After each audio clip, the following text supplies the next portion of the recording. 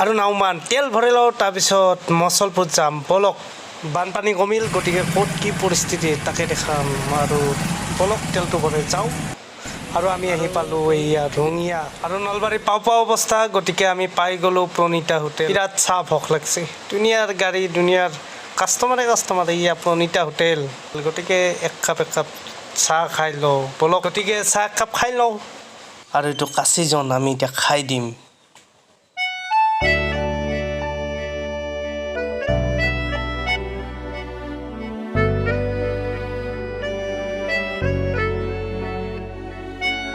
আৰু আপোনালোকে দেখি আছে যি নলবাৰীত বানপানী গতিকে নলবাৰীত পানী শুকাল আৰু টেনশ্যন নাই বলক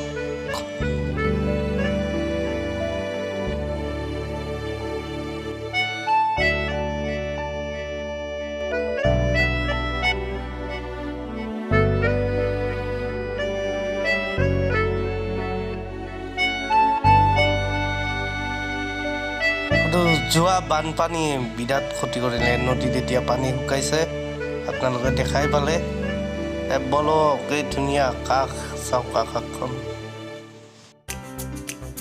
আৰু আমি নলবাৰী আহি পালোঁ এয়া গণেশ মন্দিৰ চাওক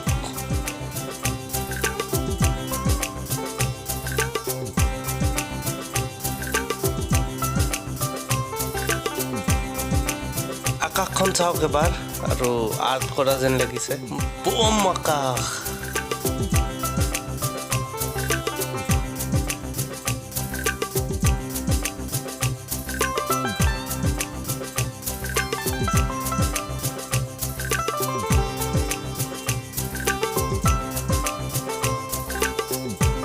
আৰু আমি আহি পালোঁ বৰমা গতিকে দেখাই আছোঁ আপোনালোকক এইখন বৰমা অভাৰ ব্ৰিজ আৰু বৰমা কলেজ এয়া বলক এতিয়া আমি ব্ৰিজৰ তলেৰে ৰাইট চাইডে যাম আৰু এইখনে বৰমা অভাৰ ব্ৰিজ আৰু এইখনে টাউন বৰমা টাউন মজা বলক এতিয়া মচলপুৰ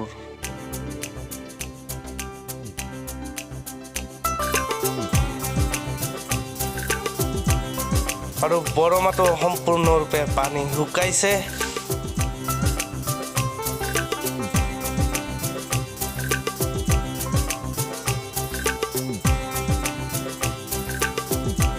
পানী নাই আৰু পানী পুৰা খতম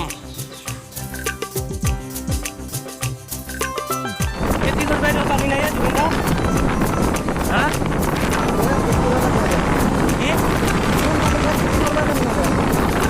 আৰু বানপানী সময়ত ইমান পানী আছিল গতিকে এতিয়া খেতি কৰিবলৈও পানী নাই শুকাই গৈছে পথাৰ এয়া চাওক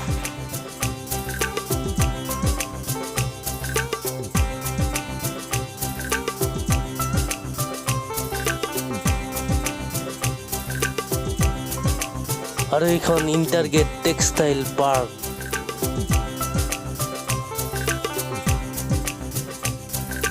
আৰু নদী দং এইবিলাকত পানী চানী নাই আৰু এইডাল গছ বৰষুণত মানে বানপানীত বাগৰি পৰিছে চাওক মূৰাটো চাওক এয়া চাওক আৰু এইফালে বৰষুণ পুৰা বৰষুণ মানে আমি গৈ আছোঁ তাৰে আগে বৰষুণ গৈ আছে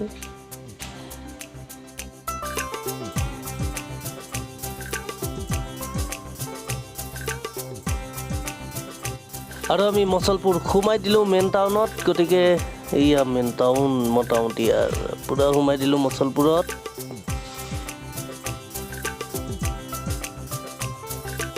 হেলমেট পিন্ধি মাথা গৰম উঠি গৈছে কৰ্মচাৰীবিলাকে মালিকবিলাকে কৰ্মচাৰীক মাজে মাজে গিফ্ট দিবলৈ উৎসাহ পায় এইটো কথা মানে কি মই এটা এডভাৰটাইজৰ কাম কৰিছিলোঁ আপোনাৰ হৰলিক্স তো তাত কি হ'ল মানে টিমত 12জন কৰি থাকে গতিকে 12টা কৰি মোবাইল আহে গতিকে মোবাইলকেইটা দিলোঁ কাম কৰাৰ পাছত মোবাইল পোৱাৰ পাছত মানে নতুন মোবাইল মোটামুটি 10-12 হাজাৰ টকাৰ তো মোবাইলকেইটা পোৱাৰ পাছত মানে সিহঁতে কামত নাহে মানে মই উৎসাহ দিলোঁ মোবাইল 12টা দি তেওঁকে এটা দিলোঁ টিমত সিহঁতে পিছদিনৰ পৰা সেই আৰু মোবাইলকেইটা হৈ গ'ল আৰু কি আৰু আমাৰ ফ্ৰেণ্ডছ দুজন আহিল গতিকে লগ কৰোঁ বলক তেখেতসকলক আমিও ৰখি আছিলোঁ কেনাই অলপ দেৰি হ'ল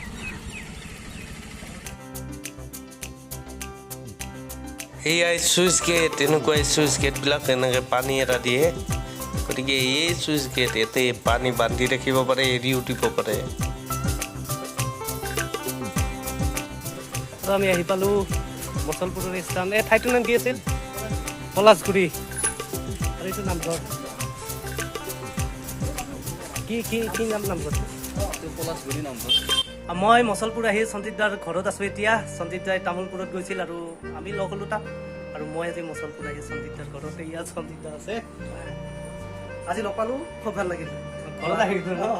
আৰু সঞ্জিত দাৰ গোটেই পৰিৱেশ দেখাম, সঞ্জিত দা কি কৰি আছে, ডাঙৰ ডাঙৰ ফিচাৰী আছে, চব দেখাম। অলপ টাইম ধৈৰ্য ধৰক, কাৰণ সঞ্জিত দাৰ বৌয়ে আমাক চৰবত খাব দিছে, সেইখিনি খাই লওঁ, তাৰপিছত আপোনালোকক ফিচাৰী দেখাই আছোঁ। এখন সুন্দৰ ঘৰ, পৰিৱেশ থকা ঘৰ, ভঁৰাল ঘৰ, পুখুৰী সকলোবোৰে আছে আৰু চোতাল আছে, মন্দিৰ আছে। গতিকে যিহেতু খেতিৰ লগত জড়িত সঞ্জীৱ দা ঘৰৰ চাৰ কাৰণে ভাল এইটো। এইটো প্ৰায় 2 বিঘা মান হ'ব। সিফালত দেখি নাছিল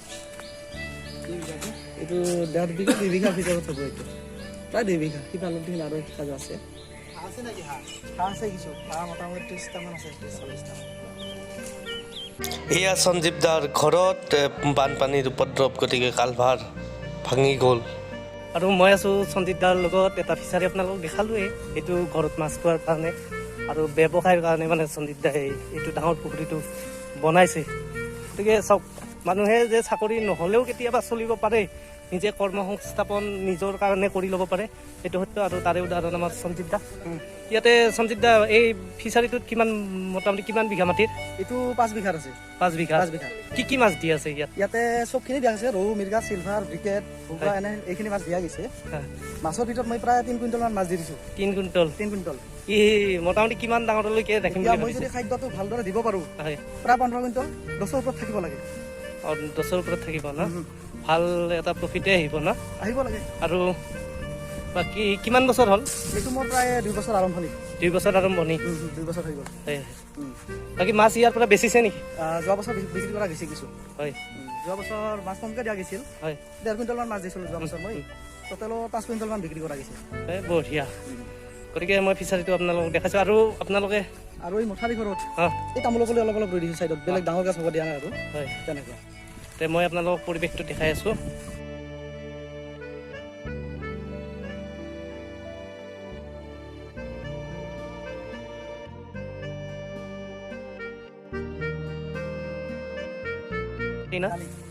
এইটো কি ৰহৰ দালি ন? এইটো ৰহৰ দালি। ইয়াৰ চাৰিওফালে দিয়া গৈছিলে। যোৱা বছৰ মই প্ৰায় 5 কুইণ্টল মান 5 মন মান পাইছোঁ। 5 মন মান? 5 মন পাইছোঁ। আৰু এইবাৰ কিমান মান পাব বুলি আশা কৰে? এইবাৰ অলপমান কম আছে, কিছু কাটি দিয়া গৈছে। হয়, মোটামুটি তথাপিও 3 মনৰ ওপৰত পাব লাগে। 3 মনৰ ওপৰত ন? 3 মনৰ ওপৰত পাব লাগে। ঠিক আছে। আমি যি দালি কিনি খাওঁ আৰু সঞ্জিত দাই মানে মিহি মিহি কৰি খেতি কৰি তেখেতে মানে ধুনীয়া কৰি নিজেও খাই আছে, অলপ চলপ বিকিও আছে। এই ইয়াৰে যিটো দালি, সেইটো দালি মানে খুব দামো আছে। দাম আছে ন? দাম আছে। দামটো এইটো দালিটো আমি দোকান কিনিলে প্ৰায় 100 ওপৰতে লাগে। 100 ওপৰত লাগে ন? বাকী কল পুলিও ৰুইছে, তামোল পুলিও ৰুইছে। এনেকৈ আৰু ধুনীয়া কৰি ফিচাৰীটো যদি তেখেতে চলাব পাৰে, ভাল চলিব। আৰু মই আশা কৰোঁ এনেকুৱা পদক্ষেপ আপোনালোকেও লওক। কাৰণ কিয় চাওক, চাকৰিটো আছে দিয়কচোন, নাই বুলি নকওঁ, কিন্তু ইমান যদি কষ্ট কৰি নোপোৱাৰ পাছতো হতাশ হ'ব নালাগে। এনেকুৱা কিছু কাম কৰক আৰু চলি থাকক, সেইটোৱে আশা কৰিছোঁ। আৰু মানে ইয়াত কল ৰুইছে, এই কল লাগিব আৰু এই চাওক, কল লাগিবই বাৰু। ফিচাৰীটো দেখালোৱে ন? ইয়াৰ পাছত আপোনাৰ প্লেন কি? মানে মইতো ফিচাৰীৰ লাইনত কিছু যাব ইচ্ছা আছে। হয়, এতিয়া সময়ে কি কয়, হয়, কৰাৰ কাৰণে চেষ্টা কৰি যাই আছোঁ আৰু। গতিকে ফিচাৰীয়ে পুৰা না? মোটামুটি ঠাণ্ডাটো ফিচাৰীতে আছে বেলি দিব। আৰু গাড়ী ব্যৱসায়টোতো আছে আপোনাৰ? গাড়ী ব্যৱসায় বুলি ক'লে ঠিক ব্যৱসায় বুলি ক'ব পাৰি, নৰিও তেনেকুৱাৰ মাজতে। সময় পালে চলাইছে? তেনেকুৱা। আৰু এইবিলাক দালি চাওক, এইবিলাক দালিৰ গছ। আপোনালোকে এই যিটো ৰহৰ দালি খায়, সেইটো দেখিছিল নে নাই ক'ব নোৱাৰে, কিন্তু এইটোৱে হয়। আৰু সঞ্জিত দাই খেতি কৰিছে ৰহৰ দালি। গতিকে সঞ্জিত দা আমাৰ কাৰণে আদৰ্শ ব্যক্তি। আৰু তেখেতে যি কাম কৰিলে খুব সুন্দৰ, নিজে চলাৰ কাৰণে ধুনীয়া এটা পথ। গতিকে আপোনালোকে পাৰে এনেকুৱা কাম কৰিব। হতাশ হ'ব নালাগে জীৱনত, যে মই চাকৰি নাপালোঁ, মই এতিয়া কি কৰিম, জীৱনটো গ'ল, সেইটো কথা নহয়। এনেকুৱা কৰি যদি আপোনালোকে বিজনেছ ষ্টাৰ্ট কৰিব পাৰে, লাখ নহয় কোটিপতি আপুনিও হ'ব অতি শীঘ্ৰে। গতিকে সঞ্জিত দাৰ লেখীয়া আপোনালোকেও কাম ষ্টাৰ্ট কৰক, তাকে মই অনুৰোধ জনাইছোঁ। আৰু আহক সঞ্জিত দাৰ পুখুৰীত অলপ মাছ চাওঁ আমি।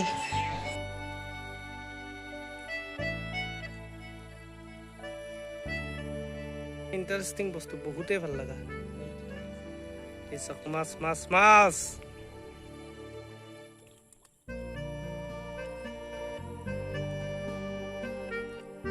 ব'লক এতিয়া আমি পুখুৰী পাতে যাওঁ। আৰু এইবাৰ সঞ্জিতদাৰ বস্তি দেখাম, বিৰাট ধুনীয়া বস্তি। গতিকে কিমান বিঘা আছে বস্তিটোত? বস্তিত আমাৰ বাবাই কোৱা মতে 9 বিঘা আছে। আপুনি নিজে গম নাপায় ন প্ৰভাৱ? প্ৰপাৰ মানে গোটেই এৰিয়াটো বাবাই মুঠতে 9 বিঘা থকা বুলি কৈছে। ফলৰ গাছ বহুত দেখিছোঁ, কি ফল আছে? ফল মানে কমলা আছে, আম আছে, কঁঠাল আছে, বাকী তামোলখিনিতো আছে বাৰু। আছে আগতে পাণ আছিলে, পাণটো এতিয়া নাই না? পাণটো নোহোৱা হৈ গ'ল, কি কাৰণত মৰি গ'ল পাণখিনি তেনেকুৱা। এইয়া পদূলিত বকুল গছ, গতিকে বকুল ফুল সৰি থাকে, ধুনীয়া সৌন্দৰ্য পদূলিখন হয়। এইয়া গলিঘৰ অৰ্থাৎ গোহালি। আৰু এইয়া সঞ্জিতদাৰ ঘৰ, গতিকে সুন্দৰ পৰিৱেশৰ মাজত সঞ্জিতদা আছে। খুব ভাল লগা এটা মনোমোহা পৰিৱেশ। গতিকে ইয়াৰ পৰা যাওঁ। এইয়া সঞ্জিতদাৰ পদূলি, কি সুন্দৰ। আৰু বকুল ফুল এয়া, আৰু মনত পৰি গ'ল জুবিনদাৰ এটা গান আছে বকুল ফুলৰ দৰে, গতিকে আপোনালোকে শুনিব। চলো